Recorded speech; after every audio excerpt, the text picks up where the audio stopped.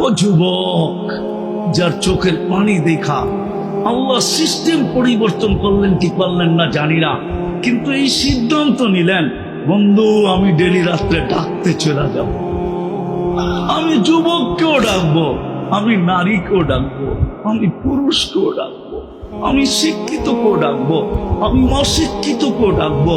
আমি আপনার চোখের পানির মর্যাদা দিতে চাই, ইজ্জত দিতে চাই, আপনার চোখের পানির লাজ রাখতে চাই। বলো যুবক, তুমি রাত্রে কয়বার বলো আল্লাহ মাফ করে দেন?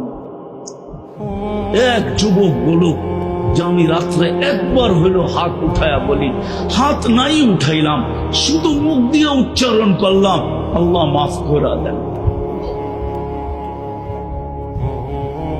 বলেন কালকে কবরে ওই যখন বলবে মা কুনতা তাকুলু ফি হাদার রাজুলি মুহাম্মাদিন, বলো ওই ব্যক্তির আদর্শে কতটুকু আদর্শবান ছিল, যে 23 বছর চোখের পানি বন্ধ হইতে দেয় নাই, 23 বছর চোখের পানি শুকায় নাই। যেদিন থেকে মুত্তাসির নাজিল হয়েছে, ইয়া আইয়ুহাল মুদ্দাসসির কুম ফাআনদির, ওই দিন থেকে চোখের পানি বন্ধ হয় নাই।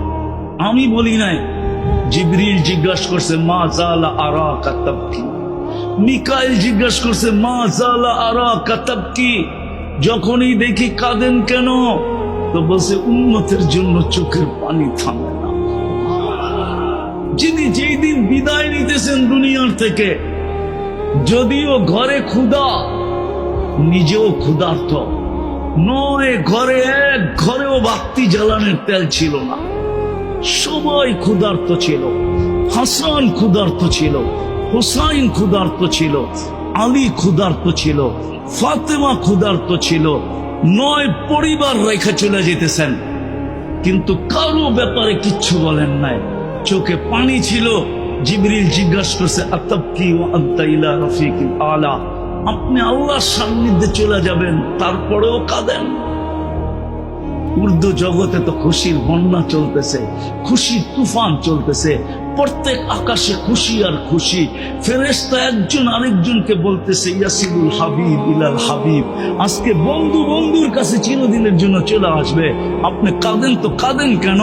জবাবটা যদি আপনাদের দিল থাকে তাহলে বুঝে আসবে। তো আল্লাহর রাসূল বলতেছে ফামান লিবাদি লি উম্মতি, জিবরিল আমার উম্মতকে বুকে জড়ায় কে রাখবে, আমার উম্মতকে পাহারা দিয়ে কে রাখবে, আমার উম্মতকে দেখা কে রাখবে, আমার উম্মতকে কে সুরক্ষিত করবে, আমার উম্মতকে কে হেফাজত করবে, আমার উম্মতকে কে চোখে চোখে রাখবে।